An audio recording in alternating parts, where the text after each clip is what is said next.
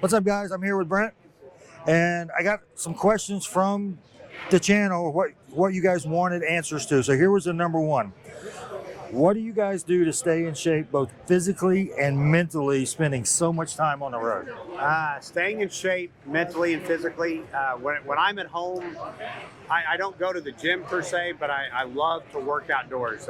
We live on 40 acres, so there's always a lot of outdoor work to do there. Plus, we own 2 farms that we've got to do work at. So I'm out there with chainsaws, mowing, weed eating, whatever it might be outdoors. I'm doing that to stay in shape physically. Mentally, it's one of those things that it's about just preparing your mind, thinking through problems, having good fishing that's going to give you a more positive attitude, and having that faith in God as well. Absolutely. Get it through. So what do you do on the road? Is there any specific, when you're on the road, staying in hotels for weeks at a time, what you're doing?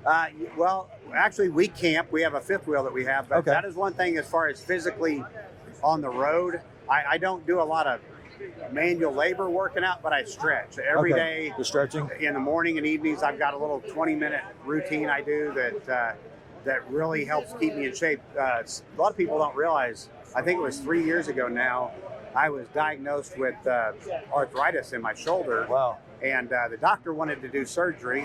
Luckily, I have a gentleman at home that people that follow me remember that got me through my pains back in 2011, got me in shape to win Angler of the Year in 2012. Awesome. And he's got me in a lot of stretching activities that have got my shoulder back in shape, no issues with my shoulder. So stretching is a big part of that. That was actually one of the questions, and I got one more for you.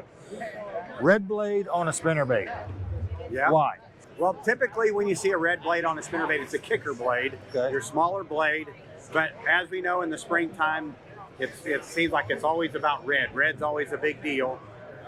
But, red crawfish and all that. But here at Grand Lake this week, we've had some tremendous amount of mud getting water's gotten off color. So typically if a spinnerbait's good, it's an off colored water, but that orange or red blade in the water, you'll see it puts off quite a flash in that off colored water. Really? So I think it's something that it's bright, the fish can see it, and something that I've always been a big believer in.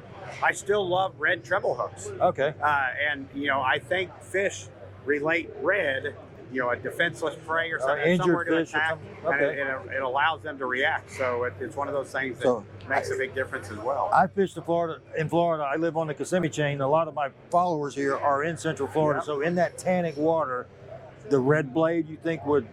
Yeah, I haven't heard about it as much in Florida, but I would know.